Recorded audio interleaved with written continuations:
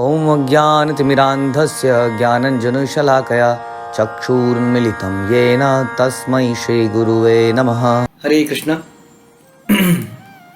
भगवद गीता अध्याय 4 श्लोक संख्या 10।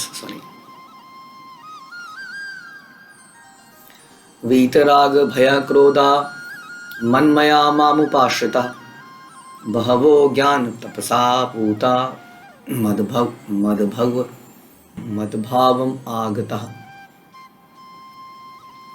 आसक्ति भय तथा क्रोध से मुक्त होकर मुझ में पूर्णतया तन्मय होकर और मेरी शरण में आकर बहुत से व्यक्ति भूतकाल में मेरे ज्ञान से पवित्र हो चुके हैं। इस प्रकार उन सबों ने मेरे प्रति दिव्य प्रेम को प्राप्त किया है। ऐसा बताया जाता है कि कोई भी धर्म अल्टीमेटली धर्म का उद्देश्य होना चाहिए हमारा प्यूरिफिकेशन और भगवान के प्रेम की प्राप्ति। तो किसी भी धर्म का वास्तविक उद्देश्य यही होना चाहिए। तो यही यहाँ पे बताया जा रहा है। भगवान बता रहे हैं कि अभी हमने सुना कि भगवान कह रहे हैं मैं अलग अलग युगों में आता हूँ, धर्म की रक्षा के लिए आता हूँ, भक्तों के प्रेम के लिए आता हूँ, उनको अट्रैक्ट करने के लिए आता हूँ। और जो मेरे इस प्रकार से आने और मेरे कर्मों की दिव्यता को समझ जाता है और जो मुझ में इस प्रकार से तल्लीन हो जाता है एक तरह से, वो दोबारा नहीं आता है। हाँ, तो हमने सुना कि इस प्रकार से भगवान के विषय में तत्व रूप में जान लेना हमारे भगवत धाम के द्वार खोल देता है। हाँ, तो इसलिए भगवान उसी पे कंफर्म कर रहे हैं आज और कि इस प्रकार से यदि तुम मुझे जान जाओगे, मेरे जन्म को या मेरे आविर्भाव को यानी कि मेरे अपीयरेंस को और मेरी एक्टिविटीज़ को यानी कि मेरे पास्ट टाइम्स को यानी कि मेरी लीलाओं को समझ जाओगे कि मैं क्यों करता हूँ वो सब। ऐसा भगवान ने पिछले श्लोकों में बताया कि मैं ये सब क्यों करता हूँ, और मेरी भव्यता को समझ जाओगे, मेरी दिव्यता को समझ जाओगे और इस प्रकार मुझे मेरी शरणागति हो जाओगे। तो तुम क्या हो जाओगे? तुम पवित्र हो जाओगे। तो हमारा मुख्य उद्देश्य है अपने को पवित्र करना। हमें लगता है कि हम तो साफ सुथरे दिखते हैं, लेकिन हम खुद जानते हैं कि हमारे अंदर बहुत सारी अभी आसक्तियां हैं, ईर्ष्या है, द्वेष है। हाँ, इसलिए भगवान ने बोला कि किससे पवित्र होना है? आसक्ति, भय और क्रोध से मुक्त हो जाओ। एक बार शिला प्रभुपाद एक कहीं पर लेक्चर दे रहे थे इंडिया में, जब अपने विदेशी भक्तों को लेकर आए तो लेक्चर प्रभुपाद हिंदी में दे रहे थे। तो जो विदेशी भक्त थे वो बैठे थे और उन्हें समझ नहीं आ रहा था कि प्रभुपाद बोल क्या रहे हैं, क्योंकि पूरा हिंदी में लेक्चर था। और बाद में एक फॉरेनर डिवोटी से किसी पत्रकार ने शायद पूछा या किसी भक्त ने पूछा, किसी ने पूछा कि आप इतनी ध्यान से सुन रहे थे, हाँ क्या समझ में आया आपको? ये तो हिंदी में था लेक्चर। तो उन्होंने कहा मुझे एक बात समझ में आई पूरे लेक्चर में, जो प्रभुपाद ने इंग्लिश में बोली थी, और वही बात मेरे लिए सफिशेंट थी। और शिला प्रभुपाद ने बीच में लेक्चर बोलते बोलते एक बार बोला, you have to purify yourself. बस उन्होंने कहा मुझे समझ में आ गया कि we have to purify ourselves. क्योंकि लाइन बड़ी इंपॉर्टेंट है। जब हम कहते हैं कि हमें अपने आप को शुद्ध करना है, इसका मतलब हम कह रहे हैं कि हम दूषित हैं, हम अपवित्र हैं। हाँ, इसीलिए आध्यात्मिक उन्नति का जो मूल है वो है तृणादपि सुनिचैन, कि हम अपने आप को वास्तविकता में दूषित माने, और हम हैं भी, इसमें कोई डाउट नहीं है। दिक्कत यह है कि हम मानते नहीं होने के बाद भी। अक्सर कई लोगों को अगर ऐसा बोला जाए तो उन्हें बड़ा ठेस सी पहुंचती है। How can you say that, मैंने किसी का बुरा नहीं किया, मैंने कोई पाप नहीं किया, मैं तो मीट नहीं खाता हूँ, मैं तो स्वच्छता से रहता हूँ। तो हमारी जो स्पिरिचुअलिटी है वो स्टार्ट ही इससे होती है जब आदमी दीनता का अनुभव करता है। इसलिए कहते हैं दीन बंधु। कृष्ण का नाम क्या है? दीन बंधु। दीन बंधु का मतलब झोपड़पट्टी वालों का बंधु नहीं है। दीन बंधु जो व्यक्ति अपने आप को दीनहीन मानता है, अपने आप को दूषित मानता है। और हम जानते हैं कि संसार में जो भी है अल्टीमेटली वो अपनी इच्छाओं के कारण ही तो है, तभी तो हम इस संसार में हैं। गलती से हमने कुछ इच्छाएं करी, अब हमें समझ में आया कि हमारी इच्छा केवल भगवान की सेवा की होनी चाहिए थी। इसलिए अपने आप को प्यूरीफाई करना इज़ द ओनली पर्पस। क्योंकि जब हम अपने आप को प्यूरीफाई कर लेंगे तो अपने आप ही कृष्ण प्रेम हृदय में है, वो जागृत हो जाएगा। अभी कृष्ण के प्रेम के ऊपर आवृत है एक वेल है, एक पर्दा है। वो पर्दा किसका है? वो पर्दा है आसक्ति का, भय का, क्रोध का। इसलिए भगवान कह रहे हैं आसक्ति, भय और क्रोध से मुक्त होकर मुझ में तन पूर्णतया तन्मय होकर, ये जानते हुए कि मैं एक दिव्य व्यक्ति हूँ, मैं संसारिक व्यक्ति नहीं हूँ, आई एम द पुरुषम परम। और मैं मेरी शरण में इस प्रकार यदि तुम आ जाते हो और इस प्रकार से तुम पवित्र हो जाते हो तो तुम मेरे प्रति प्रेम को विकसित कर लोगे। तो भगवान के प्रति प्रेम पैदा करना किसी धर्म का मुख्य उद्देश्य होना चाहिए। इसलिए बहुत सारे धार्मिक संस्थान खुल गए हैं, कई सारे गुरु हो गए जैसे हम बताते हैं, लेकिन क्लियर कट लाइफ का पर्पस क्लियर नहीं होता है। बहुत अच्छी अच्छी बातें तो बोलते हैं जो हमें मोटिवेट करती हैं, कई बार कुछ ऐसी फिजिकल एक्सरसाइजेज होती हैं जो हमें डिप्रेशन से निकालने में कामयाब भी होती हैं, हाँ, लेकिन डिप्रेशन से निकल जाना is not the purpose of life. ध्यान से सुनिए इस बातों को, बहुत ही महत्वपूर्ण है। हम केवल शारीरिक चीज़ों के पीछे लगे रहते हैं, आत्मा कभी डिप्रेशन का शिकार नहीं होती, ध्यान रखिए इस बात के लिए। डिप्रेशन का शिकार होता है ये शरीर, क्योंकि आत्मा सत्य चित्त और आनंद है। आत्मा आनंद से बनी हुई, तीन एलिमेंट हैं आत्मा के अंदर मुख्य। आत्मा के अगर इंग्रेडिएंट देखें, जैसे हमारे शरीर का अगर इंग्रेडिएंट देखें तो क्या निकलेगा, हाँ, पित्त, मवाद, कफ, उसके बाद ये पांच भूत हैं जो जो तत्व हैं, पंच तत्व हैं, ये निकलेंगे। पृथ्वी, जल, वायु, आकाश, अग्नि, इससे बना हुआ शरीर है, उसके अंदर बहुत सारी और चीज़ें हैं। फिर मन, बुद्धि, अहंकार है। तो हमारे शरीर के इंग्रेडिएंट ये सारे हैं, लेकिन आत्मा के इंग्रेडिएंट हैं सत्य चिदानंद, यानी कि वो ऑलरेडी फुल ऑफ नॉलेज है और क्या है, इटर्नल है, मरती नहीं है कभी, और क्या है, आनंद की बनी है। इसलिए आत्मा तो आनंद में ही रहती है, ये तो शरीर है जो डिप्रेशन का शिकार होता है। इसलिए डिप्रेशन से निकलना is not the purpose of life. Purpose of life बहुत ऊंचा है। कई बार हम ऐसे साधुओं से बड़े अट्रैक्ट हो जाते हैं, हाँ, इन्होंने कुछ ऐसी बातें बोली जो मुझे डिप्रेशन से निकाला। वो अधूरी बातें हैं। यदि हम आपको ये बताएं कि आप एक आत्मा हैं और इस प्रकार से हमारे अनेक अनेक जन्म हो चुके हैं, जो कष्ट हमारे इस जीवन में आए हैं वो टेम्परेरी हैं, क्योंकि अल्टीमेटली कष्ट चले जाएंगे, समाप्त हो जाएंगे। जब हम शरीर त्यागेंगे तो इस शरीर से रिलेटेड जितने भी दुख हैं वो सब चले जाएंगे, बीमारियां भी चली जाएंगी, कुछ कर्जे भी खत्म हो जाएंगे। कर्जे कौन मांगेगा आपसे कर्जा, बताइए बाद में, है ना।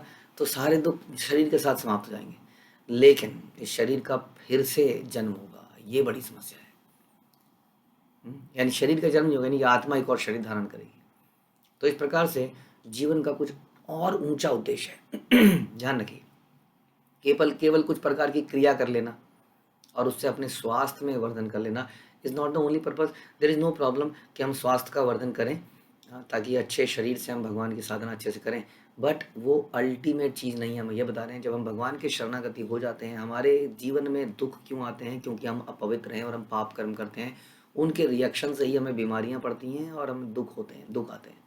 यदि हम कृष्ण चेतना में लग जाते हैं तो हम पवित्र हो जाते हैं। जब हम पवित्र हो जाते हैं तो हमारे जीवन के दुख समाप्त हो जाते हैं, समाज के दुख समाप्त हो जाते हैं, हाँ, यदि समाज पवित्रता से चले तो।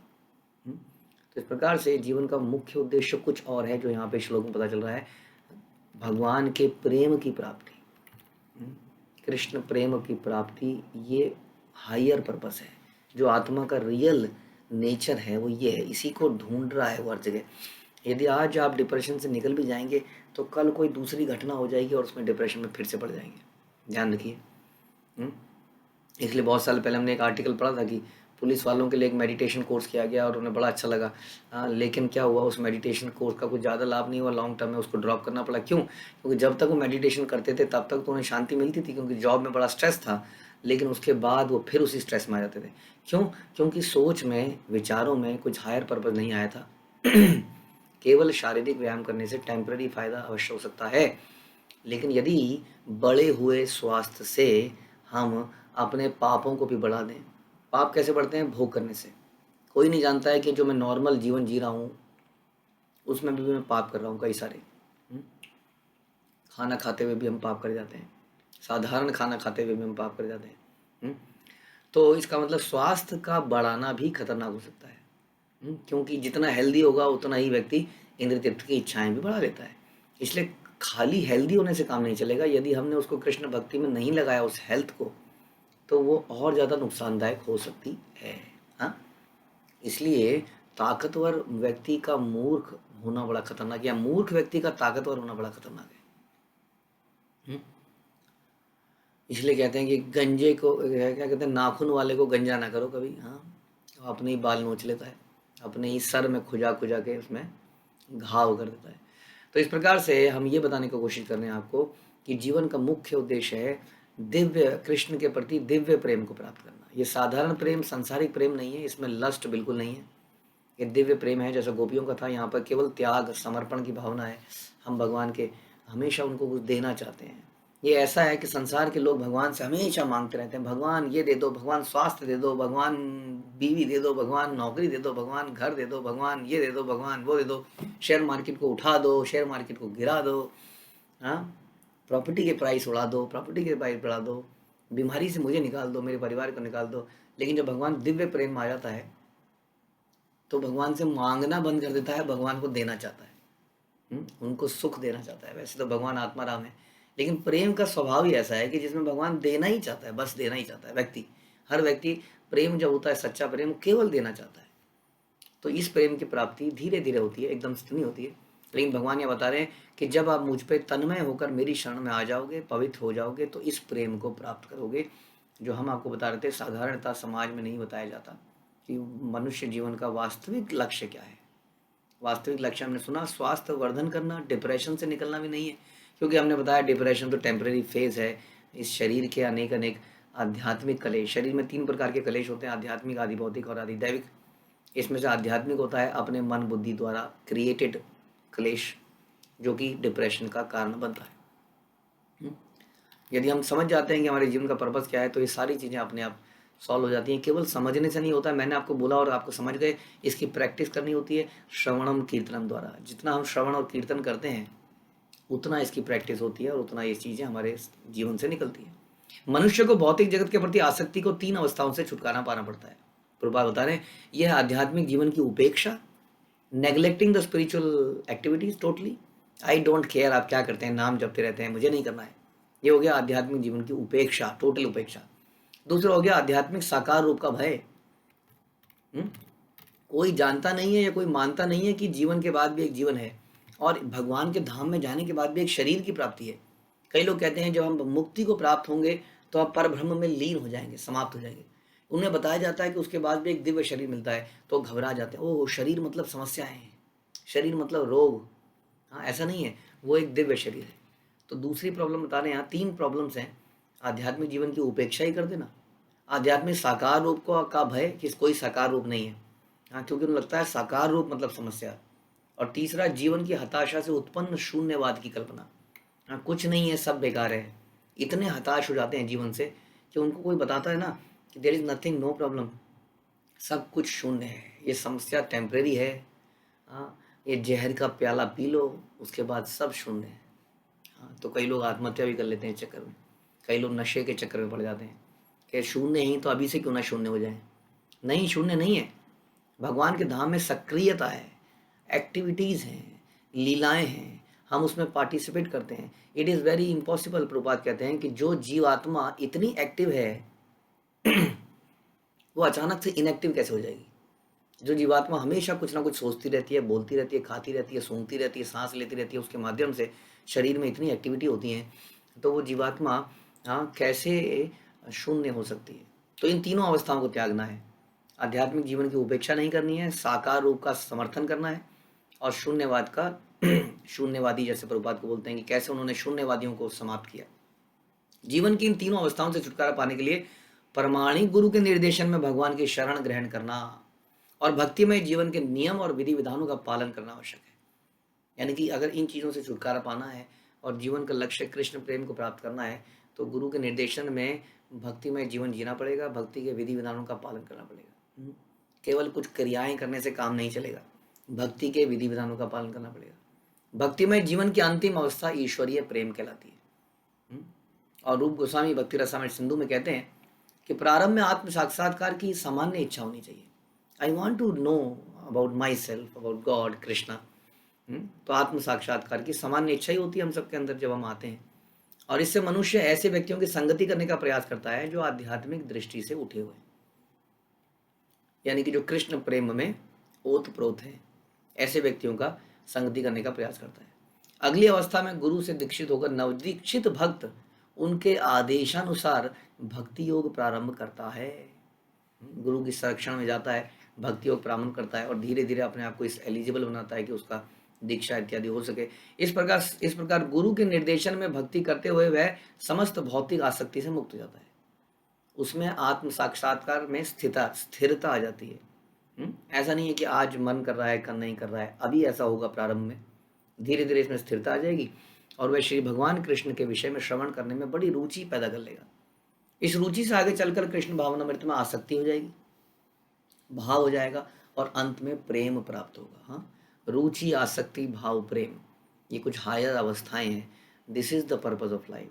ये कोई नहीं बताता है हमें। हाँ, कि असली क्या है, हमें रुचि पैदा, अभी हम रुचि से नहीं कर रहे हैं, अभी हम ड्यूटीफुली कर रहे हैं। हमें माला जपना है, हमें भोग लगाना है, धीरे धीरे इन प्रोसेस में हम करते रहते हैं, नाम जपते हैं, श्रवण करते हैं, तो हमारे अंदर रुचि पैदा हो जाती है। फिर उसके बिना हमसे रहा नहीं जाता है और फिर आसक्ति हो जाती है। यानी कि कोई अगर बोल भी देना कि नहीं यार आज नहीं, आज माला से छुटकारा है, आज प्रभु जी कह रहे हैं माला नहीं करनी, प्रभु जी कह रहे हैं ऐसा नहीं हो सकता, ऐसा नहीं हो सकता, मैं मर जाऊंगा प्रभु जी माला नहीं करूंगा तो मर जाऊंगा प्रभु जी, क्या आपने ऐसा कहा?